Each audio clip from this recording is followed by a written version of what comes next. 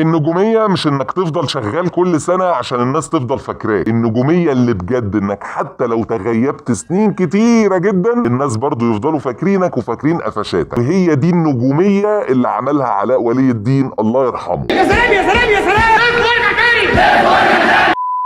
لما بتسمع اسم علاء ولي الدين هيجي في دماغك ان الراجل ده الله يرحمه اشتغل كتير جدا، لكن المفاجأة ان هو كل شغله في التمثيل اقل من 20 سنة، والنجومية اللي هو بقى بطل بقى وبيشيل اعمال هو 4-5 سنين بالظبط. ومع ذلك هو عايش بينا واعماله عايشة لحد دلوقتي رغم انه متوفي من اوائل الالفينات، يعني نتكلم فوق ال20 سنة. مش كل ما تشوف تقعد تضحك. دخل علاء ولي الدين مجال التمثيل من خلال والده، معرفش كلكم عارفين ولا لا، اسمه سمير ولي الدين، وده كان ليه مشهد مشهور جدا في مسرحية شاهد ما شافش حاجة مع عادل إمام. حاضر يا فندم، حاضر يا فندم، حاضر.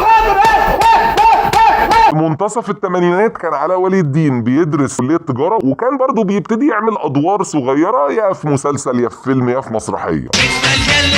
مين عايز كمان؟ أول دور هيلفت نظرك لعلاء ولي الدين هو دوره في فيلم الإرهاب والكباب. هي اللي جابتني هنا عشان ارمي نفسي من فوق. وبجد كان تمثيله حلو وكوميديته كانت عظيمة، اللي هو الولد اللي مخنوق من مراته اللي أمه جوزتها له بالعافية. انا بلعب رياضه لما هي توزن اكتر مني ب 30-40 كيلو. اشتغل بعدها في دور مش كبير في فيلم آيس كريم في جليم مع عمرو دياب. باكل ايس كريم انا والمدام والولد 10 دقايق بالكتير. ورجع بعدها تاني اشتغل مع عادل امام في فيلم المنسي، وبرضه هو كان مشهد واحد لكنه يفطسك من الضحك. كفايه لو سمحت، كفايه حرام كفايه. ورجع بعدها تاني اشتغل مع عمرو دياب في فيلم ضحك ولعب وجد وحب، وبرضه ما كانش يعتبر دور كبير. والدته السيدة عفة نظرت مدارس مصر الجدع اعدادية بنات افندم. اشتغل بعدها مع محمد صبحي في مسلسل يوميات ونيس، هو كان عامل دور يتصنف ضيف شرف او يعني حلقة، كان عامل دور العريس البخيل وكان مقدمه بشكل حلو وكان ليه افات حلوة، وبصراحة محمد صبحي كمان كان فارش له مساحة كبيرة جدا. انكم بتشتروا راجل مش شقة. فيلم زي فيلم كشف المستور اهو ده فيلم جد جدا بتاع نبيل عبيد، ما فيهوش اي هزار، اللي هو طلع فيه مشهد او مشهدين في بداية الفيلم وبرضه كان بيفطس فيهم من الضحك. انا عاوز اقول لحضرتك الاكل العيش مر قوي. واشتغل في فيلم اسمه حرب الفراولة، يمكن هو الفيلم ده مش مشهور قوي، ده بتاع يسرا، وهو برضه كان مساحة دوره مش اكبر حاجة. مفيش اي علاقه بتكتمل مع الجنس الاخر معايا ليه؟ في الوقت ده هو برضه كان بيشتغل في المسرح، بس في المسرح كان بياخد مساحات ادوار اكبر يعني مقارنة بالسينما وبالتلفزيون. كان في ساعتها مسرحية في منتصف التسعينات اسمها حمري جمري، كانت مشهورة جدا او كانت وقتها يعني كانت عاملة نجاح كبير جدا، وهو كان واخد فيها مساحة دور كبيرة جدا. والله سوف اقول هذا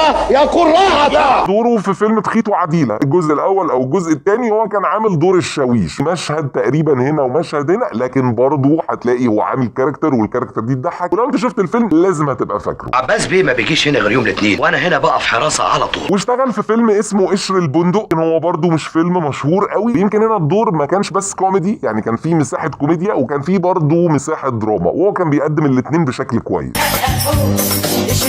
اشتغل مع عادل امام في فيلم النوم في العسل، الخط كله عباره عن مشهدين، واحد عنده مشاكل فبيروح للدكتور بيكشف وبعد كده مشكلته بتتحل. انا كويس، انا زي البومب. انا مش كويس وانا زي البومب. من اهم الافلام اللي علاء ولي الدين شارك في بطولتها قبل ما يبقى هو البطل الاول في الفيلم، وهو فيلم حلق حون، ليلى علوي وهو ومحمد هنيدي وماجدة الخطيب، من اجمل الافلام علاء ولي الدين وهنيدي، وحتى ليلى علوي شخصيا كانت بتضحك. اشتغل بعدها مع عادل امام، برضو تحس عادل امام كان بيتفائل بالجيل ده. فيلم رسالة الى الوالي هنا بقى ما كانش مشهد او مشهدين، ده كان دور، كان طالع واحد من الرجالة اللي بيطاردوا عادل امام، والمفروض ان هو بيلعب دور شرير لكنه برضو قدمه بشكل كوميدي. ساب السم الهاري اللي انتوا طبحتوه. والله هي دي مش حكايه ولا ايه؟ ومن اهم المسرحيات اللي في تاريخ علاء ولي الدين مسرحية ألاباندا، اشهر المشاهد اللي كانت بينه وبين هنيدي لما كان هنيدي عامل ست. الولاية دي نايمة في حجز ولا فين؟ وعموما بحس انه في كيمياء كبيرة جدا كانت حاصلة ما بين هنيدي وعلاء ولي الدين، اعمال كتيرة جدا قبل البطولات هم كانوا بيشتغلوا مع بعض وكانوا بيعرفوا يفرشوا لبعض افيهات كتير جدا. وتيجي سنة 1999 وتبقى اول بطولة لعلاء ولي الدين في فيلم عبود على الحدود. يا رايحه ولا راجعه؟ كان يعتبر من الافلام الحلوة جدا، ووقتها حقق نجاح كبير جدا، لكن ده ما كانش انجح فيلم في حياة علاء ولي الدين. انجح فيلم واكتر فيلم مهم في تاريخ علاء ولي الدين القصير وهو فيلم الناظر.